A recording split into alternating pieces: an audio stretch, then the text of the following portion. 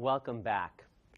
In our previous sessions, we've been talking about the written Constitution. We're taking a kind of a leisurely stroll, a guided tour, if you will, through the written Constitution from start to finish. We started with the preamble. We're now in the middle of our discussion of Article 1, and in later lectures we'll talk about Articles 2, 3, 4, etc. in textual order. We'll work our way through to the end of the written Constitution, and then we'll start strolling through the amendments in textual order, which is also chronological order, since the amendments have been added in chronological sequence.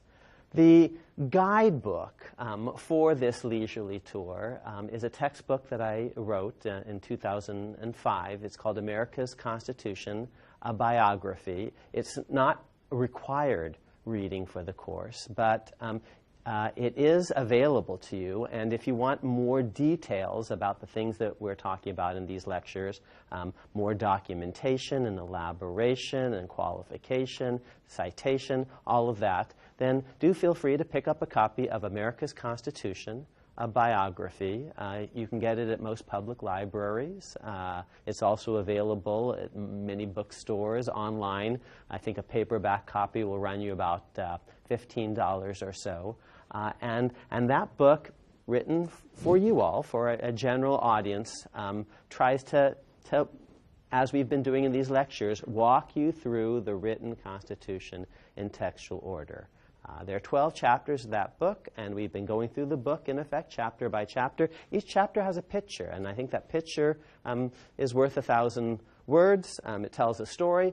Chapter 1 opened with a picture of the first newspaper printing of the proposed Constitution in September 1787. And I think that picture captures some big themes, that people were paying attention to the proposed Constitution. The newspaper published that immediately after the Philadelphia Convention went public with its proposal, that newspaper editors understood the significance of the preamble in particular, which appeared in bigger type.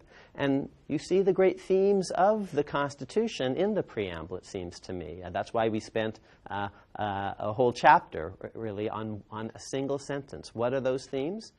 Democracy, we, the people of the United States.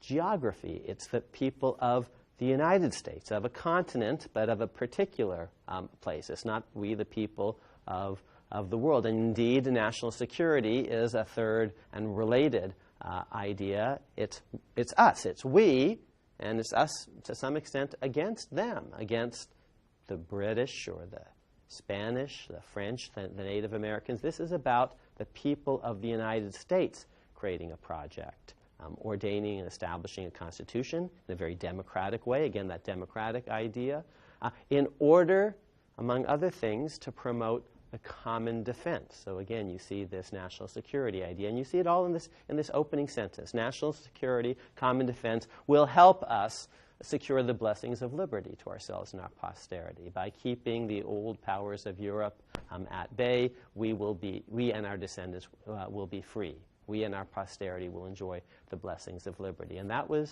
the preamble. That was chapter 1, and I think you see those themes in that opening picture. Chapter 2 was about the structure of Congress. It was about the opening sections of Article 1 of the Constitution, the article about the legislature, and it was about the structure of the Congress, of the legislature, its basic size, its shape. For example, it has 2 houses. It's got a bicameral, symmetric shape. We talked about the apportionment rules in the House and the way in which the Senate was apportioned. The House is based on population. The Senate, each state, regardless of population, gets an equal say. We talked about eligibility rules for members of the House and Senate, who gets to pick members of the House and the Senate, the terms for which, the terms of office that these lawmakers serve. So we talked about the basic structure of Congress, and we began that chapter with a picture that, again, I think is worth 1,000 words, a picture that shows you a big building. It's a big building because it's designed to be the people's branch of government very distinctively, and indeed Article 1 very early on echoes the preamble in talking about a House of Representatives from the people. When you look at that big building, which is to make sure that the legislature is going to be of a sufficient size to be truly representative and democratic of the citizenry. It's a building also needs to be big enough to house public galleries of the people who can watch the people's business being attended to. So it has to be big enough for that. You see in the building itself the bicameralism. It's kind of a symmetric building with the House on one side and the Senate on the other. I think in our conversation about Article 1, you saw also some of the themes of national security, the debate about the size of Congress, for example. It needs to be democratic, but you also want to make sure that the people there actually have some sense of the world. They have to be a select group, an elite group of some sort, in order to sensibly fashion American foreign policy, defense policy, and the like. So you don't want the Senate too big because it's going to need to be composed of people who really do have a special understanding about the world. We talked about how, for example, you want longer terms of office for senators than in states because, again, of the need to develop some expertise.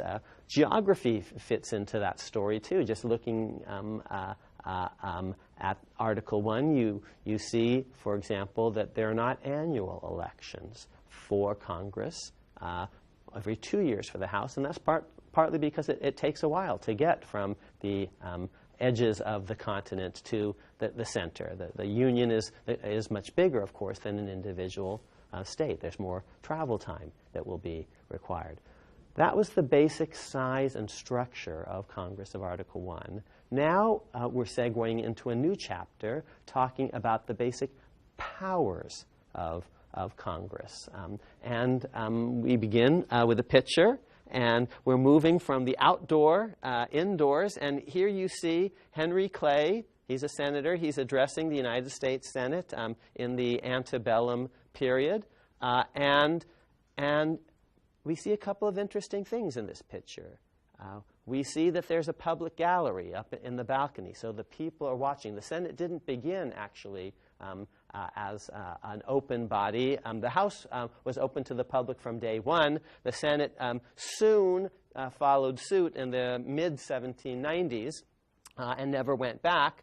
So the people are watching the people's business being done.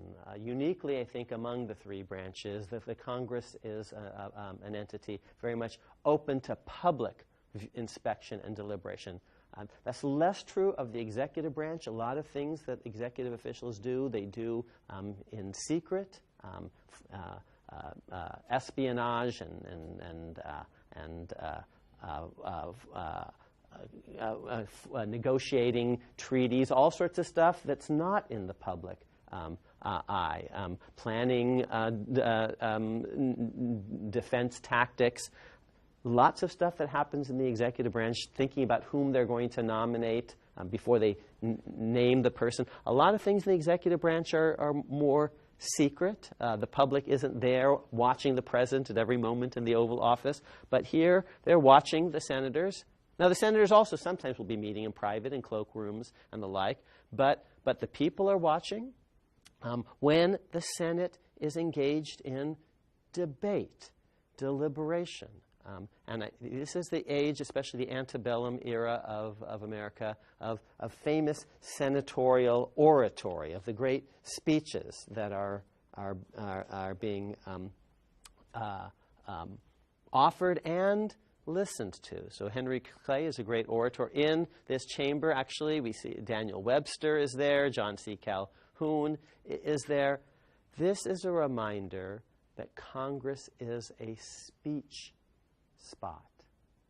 It's a parley place, a place for political discourse. In England, they call the legislature the parliament, from the French parler, to speak. So this is a place where not only people vote, they speak, and they are listened to by the public.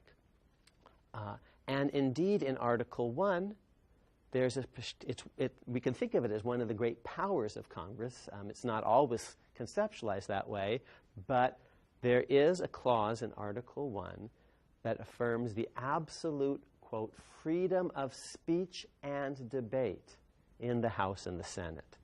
And the idea here is that whatever Henry Clay or Daniel Webster or John C. Calhoun says then, or today Mitch McConnell or Harry Reid, whatever a senator says, whatever a representative says on the floor of the Senate, on the floor of the House, is absolutely sacred, free speech. It cannot be punished outside that body. Now, if you misbehave and you say things that are inappropriate, the chamber itself might hold you in contempt or might discipline you, but you can't be sued in a court for libel by a private person who doesn't like what you said about him or his industry on the floor of the House or the Senate. You can't be put in prison by judges or the executive branch.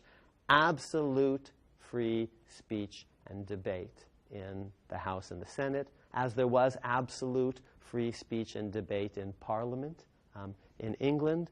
Now, in America, as we're going to see in later lectures, not just our representatives, but the citizens themselves have speech and debate, freedom. The First Amendment is the next free speech clause that gets going to be added to the Constitution. And this is going to talk about, again, this idea of freedom of speech, just like freedom of speech and debate. But the rights of the citizenry are a little different than the rights of lawmakers. There is an even more absolute freedom of speech and debate in the House and Senate. No libel law at all. If in the real world a citizen gets up and says something that's intentionally and maliciously false, gets up and just lies to someone's detriment, there are libel suits that can be brought, civil lawsuits for damages that can be brought. But there's a more absolute freedom of speech and debate in Congress under the Constitution. So this is a very special speech spot. And we'll talk more about that freedom of speech idea in later lectures. Now, I want to move from Article 1, Sections 5 and 6 that talk about some of the special immunities and privileges of members of Congress to Article 1, Section 8, the powers of Congress. Article 1, the first article, is the longest article. Section 8 is within that the longest section. So now we're going to be talking about the longest section of the first and longest article of the Constitution. So something important here is going on. Now, the important thing is that the powers of Congress are very broad but still enumerated, finite. They are not infinite. Now, the question of how much power the central government should have, and within the central government, how much power the legislature should have, these were really important issues in the 1700s, and they remain so today. Let me just remind you that the British Empire basically breaks up, in a sense, over this question, a question that's called the question of federalism, in part. What should the central government do? What should be left to the individual component units? So in the 1760s and 1770s, the question was, what could Parliament do and what could Parliament not do?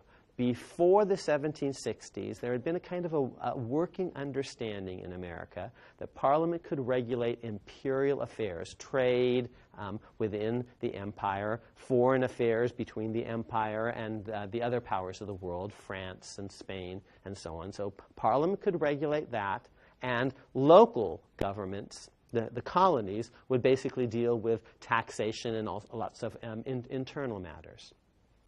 But then, beginning with the Stamp Act, or the Sugar Act, and the Stamp Act, and the Townshend Duties, and the Coercive Acts in the 1760s and 1770s, Parliament begins to pass all sorts of laws that that are designed to raise revenue from the colonies, to regulate internal matters in the colonies, and the colonists push back. They say, wait a minute, you can't do that.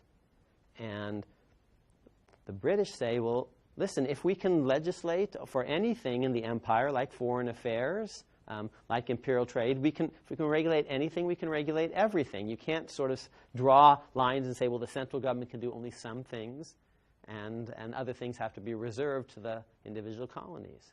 Well, the colonies thought somehow you could try to codify, constitutionalize, if you will, the working arrangement that had existed before the 1760s. The empire, the parliament, will deal with certain central matters, and other things should be reserved to the individual colonies. They tried to sort of propose that, a constitutionalization, a codification of that working understanding, and the Brits said no. Parliament must be supreme in all cases whatsoever, and take it or leave it. And the American revolutionaries said, well, in that case, we decide to leave it. Now, the Articles of Confederation soon emerged. How are these individual colonies going to arrange matters among themselves? Because you're going to need some central coordination for war and foreign affairs and all the rest. But on the other hand, the colonies individually want to retain certain powers. So how are you going to constitutionalize federalism after the independence? And what happens is an Articles of Confederation emerge, and the central government, Congress, are given certain powers, basically of treaty making and war and peace, directing common defense, and almost everything else is reserved to the states. And there's a clause that says everything that the federal government, that the central government does, has to be expressly enumerated, listed in the Articles of Confederation, and everything else is reserved to the states, each of which retains its freedom and sovereignty and independence, except for those few things that have been expressly delegated to the central government. And here's now the dilemma. The Parliament was too strong, and the colonies revolted. The Confederation Congress is too weak to do all the things that need to be done. So now the Constitution is going to come along and try to rebalance the thing, try to get it just right. And that rebalancing occurs most obviously in Article 1, Section 8, listing the powers that Congress has.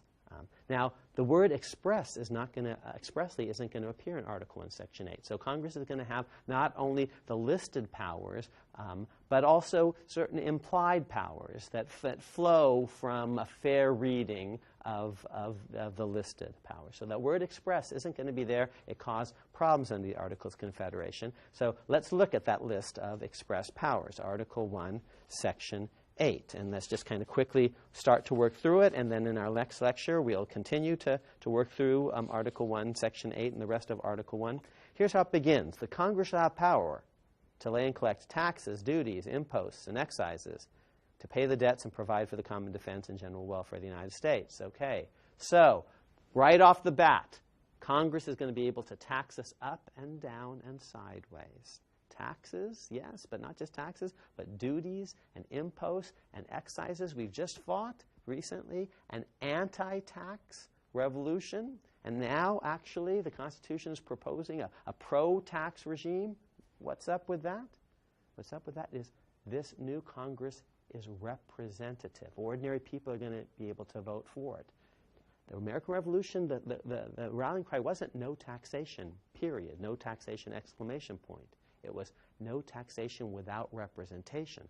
Parliament didn't represent ordinary Americans. Colonists didn't get to vote for Parliament, so Parliament couldn't impose taxes on ordinary colonists, revenue measures. That was the idea of the American Revolution. Since Parliament doesn't represent us, Parliament shouldn't tax us. But now, this new Congress is going to represent us. So it does have legitimacy to impose taxes on us. Remember, in the Articles of Confederation, under the Articles of Confederation, the Congress didn't directly represent individuals. Only the states were represented, qua states, as states, so only the states could be taxed. And the problem is they didn't pay. When they were asked for money, they didn't pay up. Now individuals are going to be able to be taxed when they import goods through the customs house or in other ways. And if the individual doesn't pay, then the federal government will be able to make that individual pay. That's a fight that the federal government can win. It's legitimate because people are represented. So in some ways, not the absolutist power that Parliament had to impose taxation without representation, and not the inadequate power under the Articles of Confederation, really an absence of a power to tax, but actually now a power to tax individuals by a genuinely representative body. And why do we need that? The first sentence of the longest section of the longest article tells us why. Congress is going to need to have power to lay and collect taxes, imposts, duties, and excises. Why?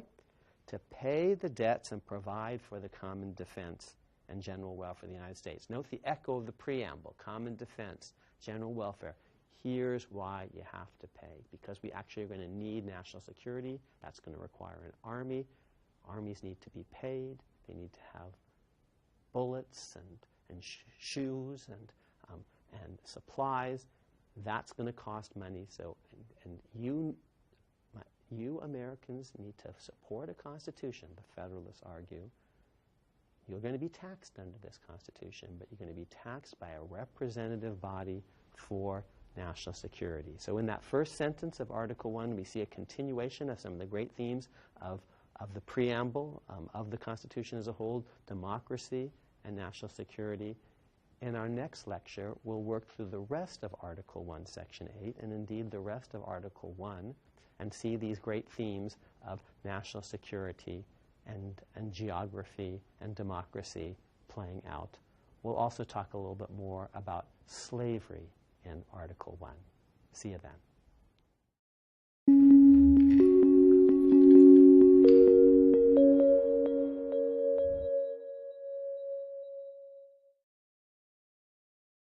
At many bookstores, online. I think a paperback copy will run you about $15 or so. And that book, written for you all, for a general audience, tries to, as we've been doing in these lectures, walk you through the written Constitution in textual order. There are 12 chapters of that book, and we've been going through the book, in effect, chapter by chapter. Each chapter has a picture, and I think that picture is worth 1,000 words. It tells a story. Chapter 1 opened with a picture of the first newspaper printing of the proposed Constitution in September 1787. And I think that picture order, which is also chronological order, since the amendments have been added in chronological sequence.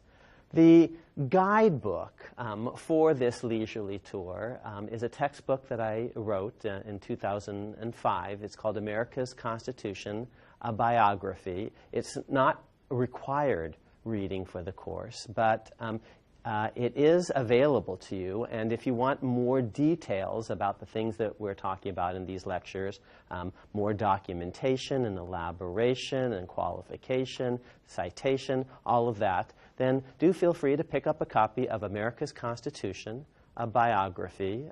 You can get it at most public libraries. It's also available to the people of the world. And indeed, national security is a third and related idea. It's us, it's we, and it's us to some extent against them, against the British or the Spanish, the French, the Native Americans. This is about the people of the United States creating a project, ordaining and establishing a constitution in a very democratic way, again, that democratic idea, in order, among other things, to promote a common defense. So again, you see this national security idea, and you see it all in this opening sentence. National security, common defense will help us secure the blessings of liberty to ourselves and our posterity by keeping captures some big themes that people were paying attention to the proposed Constitution. The newspaper published that immediately after the Philadelphia Convention went public with its proposal. That newspaper editors understood the significance of the preamble in particular, which appeared in bigger type. And you see the great themes of the Constitution in the preamble, it seems to me. That's why we spent a whole chapter, really, on a single sentence. What are those themes? Democracy, we, the people of the United States. Geography, it's the people of the United States, of a continent, but of a particular place. It's not we.